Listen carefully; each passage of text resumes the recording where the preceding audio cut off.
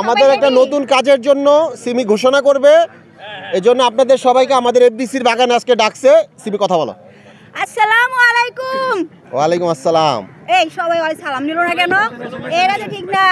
সবাই কেমন আছেন? আলহামদুলিল্লাহ। আমরা তো 2025 সাল শুরু হয়ে গেছে। তো আজকে হচ্ছে আমাদের হ্যাপি নিউ ইয়ার। আজকে হ্যাপি নিউ ইয়ারটা কেন বলছি? আমরা 2025 সালে আমি সবাই তো জানেন, সবাই আমাকে বলে আমি কম বাজেটের সিনেমা বানাই। তো ইনশাল্লাহ আমি 10,000 টাকা বাজেট নিয়ে সিনেমা শুরু করতে যাচ্ছি।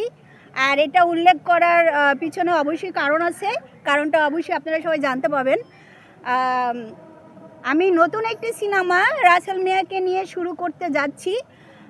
ইনশাল্লাহ আরও নায়ক নায়িকা আছে, এটার সাথে আরও অনেকেই আছে, আমাদের অমিত হাসান ভাই আছে, আরও অনেকেই আছে। আজকে আমি আমার সিনেমার নামটা আমি ঘোষণা করব। আর অনেক আগে থেকে একটা পরিকল্পনা ছিল যে আপনারা জানেন অনেক আগে আমার একটা ভুল মানুষ সিনেমা নিয়ে আমি অনেকগুলো গান টান করেছিলাম, কিন্তু আমি কাজটা এখনও করতে পারিনি। কেন করতে পারিনি? বাংলাদেশে কোনো নায়ক নায়িকা নাই, নায়ক নায়িকা বললি বাংলাদেশে নাই। তো অবশ্যই এটার পিছনে কারণ আছে। নাই কেন নাই? আমরা প্রযোজকরা অনেক সময় বাধ্য হয়ে কাজ করতে যাই, মানে আমরা কোন জায়গায় এসে ফেসে গেছি। আজকে আমার নতুন সিনেমা, আমার ভুল মানুষ সিনেমাটা আমি পরে করব। এখন আমার নতুন একটি সিনেমা, যেই সিনেমাটা আমি করতে যাচ্ছি রাসেল মিয়াকে নিয়ে, সেই সিনেমাটার নাম হয়েছে বাসর হবে মাটির ঘরে। বলেন কেমন নামটা সবার কাছে কেমন লাগছে বলেন? বাসর হবে মাটির ঘরে, খুব সুন্দর একটি গল্প। আমি গল্পটা অনেক সুন্দর করে মানে লেখাইছি। ইনশাল্লাহ আশা করি 2025 সাল সবার জীবনে একটু ভালো কিছু হচ্ছে, আমাদের জীবনে একটু ভালো কিছু হোক। তো এই আশা নিয়ে আজকে আমি সবাইকে ডাকলাম। তো ইচ্ছা ছিল যে শুটিং দিয়ে শুরু করে আমি মহরত করব, কিন্তু বাংলাদেশের অবস্থা এখন এত খারাপ, এফডিসির অবস্থাও এত খারাপ, আমাদের ইন্ডাস্ট্রির ভিতরে তো অনেক ধরনের প্রবলেম চলে, আপনারা তো জানেনই সবাই। তো ওই কারণে আর কি এখানে আমি শুটিংটা করতে চাচ্ছি না। কারণ আজকে যদি আমি শুটিং শুরু করি, কালকে দেখা গেছে নায়ক নায়িকা যাদেরকে আমি নিব, আরও আদার্স যারা আছে, তারা মনে করেন পরের দিন সবাইকে শিডিউল দিয়ে দিবে। তো পরের দিন আর আমি খুঁজে পাবো না। এই জন্য একসাথে সবাইকে নিয়ে একটা গর্তের ভিতরে ঢুকবো, যাতে ওখান থেকে কেউ বের না হতে পারে।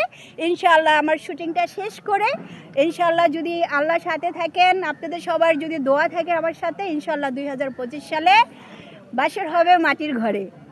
রাসেল ভাইয়া কিছু বলো। আচ্ছা, আমি একটু ছোট করে বলে দেই। সেটা হচ্ছে আমার প্রথম ছবিটা রিলিজ হয় চ্যানেল আইয়ের ইমপ্রেস টেলিফিল্মের ছবি ভাইয়ারে, আপনারা জানেন। আমি এখন পর্যন্ত 4টা ছবি আমার একদম সলো কাস্টিংয়ে রিলিজ হয়েছে। সিমি আমাকে যখন ছবিটার ব্যাপারে বলে, আমি গল্পটা শুনি, গল্পটা আমার কাছে খুবই চমৎকার লাগে। এবং আজকে আপনারা যেই সিমি ইসলাম কলিকে দেখছেন, ওনার প্রোডাকশন থেকে কিন্তু 3 কোটি 4 কোটি টাকা বাজেটেরও ছবি রিলিজ হয়েছে। আমি শুধু সিমিকে একটা কথা বলেছি যে আমি 4টা ছবি আমার রিলিজ হয়েছে, সেন্সার হয়েছে, আমি কখনো এফডিসিতে শুটিং করতে পারি নাই। তোমার ছবিটা আমি করব, অবশ্যই তুমি কিন্তু আমাকে এফডিসিতে শুটিং করাবা। তখন সিমি আমাকে বলল যে রাসেল, এই ছবির একটা গান, জেলখানার গান, এটা অবশ্যই এফডিসিতে আমরা করব। এটা সে আমাকে কমিটমেন্ট করছে এবং সিমি আমাকে একটা ভালো সাইনিংও করাইছে। তো আশা করি ইনশাল্লাহ সিমির যে প্রতিভা এবং সিনেমার যে ক্ষুধা সিমির মধ্যে আছে, এবং সে দেখেন তার পুরো জীবনটাই কিন্তু এই সিনেমায় শেষ করে দিয়েছে।